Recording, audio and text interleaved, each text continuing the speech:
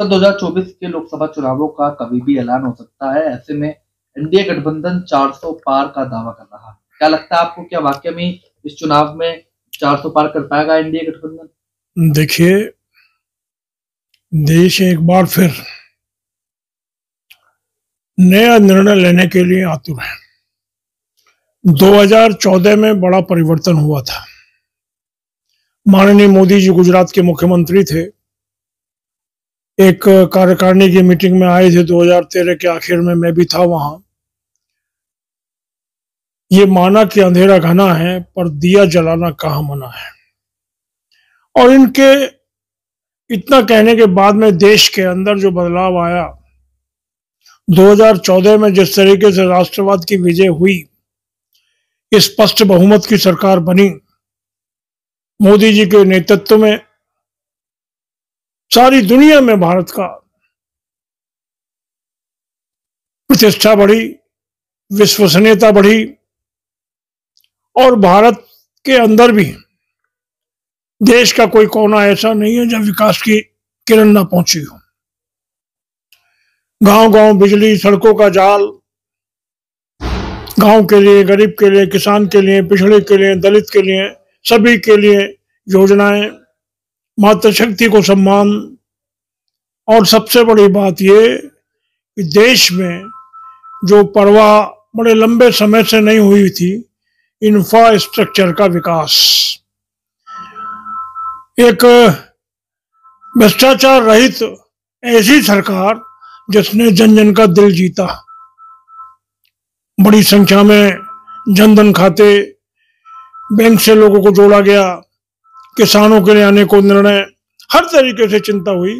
और मैं तो एक व्यापारी कार्यकर्ता के नाते कह सकता हूं, क्योंकि पूरे देश में मुझे जानने का अवसर मिला है, उत्तर प्रदेश में भी अपने पार्टी के संगठन के पदाधिकारी के नाते भी और वह समाज और अन्य व्यापार मंडलों के नाते भी, व्यापारी राष्ट्र के अंदर वित्त व्यवस्था, वितरण व्यवस्था, परोपकार व्यवस्था, रोजगार व्यवस्था की रीढ़ है। जो उद्यमी सामान बनाता है, व्यापारी उसे उपभोक्ता तक प्रतिस्पर्धा के दरों पर उसको पहुंचाने का कार्य करता है। सुरक्षा व सम्मान व्यापारी की प्राथमिकता है। व्यापारी देश का हितैषी है, राष्ट्रवाद का सजग प्रहरी है। जब देश में कहीं ना कहीं किसी प्रकार की भी खुशहाली और अच्छी बातें होती हैं तो व्यापारी खुश होता है। तो मेरा ये मानना है कि व्यापारी इस देश का ये चाहता है कि जो आज मोदी जी ने मिशन 2047 का लक्ष्य रखा है, संकल्प रखा है, वो कैसे आगे बढ़े, कैसे सत्य सनातन संस्कृति के साथ हम आगे बढ़ते हुए एक सुविकसित भारत की जो कल्पना 2047 की गई है उसको पूरा कर सके। हर स्थान पर सहयोग करेंगे। वातावरण बना हुआ है। उत्तर प्रदेश की जहां तक बात करेंगे, डबल इंजन की सरकार में योगी जी ने 2017 के बाद में जो उत्तर प्रदेश में सुरक्षा का, सम्मान का माहौल दिया है, गुंडे और अपराधी कहीं ना कहीं जो है उनका सफाया हुआ है, जिस तरीके से विकास की एक गंगा बही है, हर व्यक्ति की चिंता योगी जी ने की है। किसानों का अनेकों बार सही समय पे पेमेंट, किसान के गन्ने की मूल्य की वृद्धि तो अभी भी की, अभी गेहूं के मूल्य में भी वृद्धि की। समाज के सभी वर्गों के लिए, बेटियों के लिए कन्याधन, शादियां बेटियों की निःशुल्क, गौ माता के सेवा के लिए गौ माता को जो है गौशालाओं को योगदान, पूरे उत्तर प्रदेश में आस्था के केंद्रों का सम्मान। और सबसे बड़ी बात तो ये है कि योगी जी के नेतृत्व में, माननीय मोदी जी के संरक्षण में, माननीय अमित शाह जी के प्रयासों से जो राम मंदिर का निर्माण का कार्य हुआ है, इस सब के अंदर लगता है कि सारे विश्व के लोग अयोध्या आएंगे, भगवान राम से शीश झुकाकर आशीर्वाद मांगेंगे और कहीं ना कहीं एक बहुत बड़ा आर्थिक महाशक्ति के रूप में भारत का उदय होने जा रहा है। मैं मानता हूं कि यहाँ उद्योग और व्यापार बढ़ा है, और किस लिए बढ़ा है? हवाई अड्डे उत्तर प्रदेश में बढ़े हैं, रेलवे के जो नए नए जो एक रूट्स भी बढ़े हैं, पूरे उत्तर प्रदेश में सड़कों का जाल, एक्सप्रेस हाईवे, नए चिकित्सालय, नए शिक्षालय, शिक्षा के केंद्र, एम्स नए निर्माण हुए, जेवर में अंतर्राष्ट्रीय स्तर का बड़ा हवाई अड्डा बन रहा है। उत्तर प्रदेश के अंदर योगी जी ने जिस तरीके से रोजगार बढ़ाने के लिए, गांव गांव उद्योग लगाने के लिए, हर जिले का जो घरेलू उद्योग है उसको बढ़ावा देने के लिए ODOP के माध्यम से निर्णय लिया। पूरे उत्तर प्रदेश के प्रत्येक जिले में उद्योगों का जाल बिछा है। इतना ही नहीं, व्यापारी को संरक्षण सुरक्षा के साथ साथ कहीं ना कहीं न्याय संगत शासन मिला है। इतना ही नहीं, उत्तर प्रदेश की सुरक्षा के माध्यम में आज सारे लोग लालायित थे कि उत्तर प्रदेश में अपना उद्योग जाकर लगाए।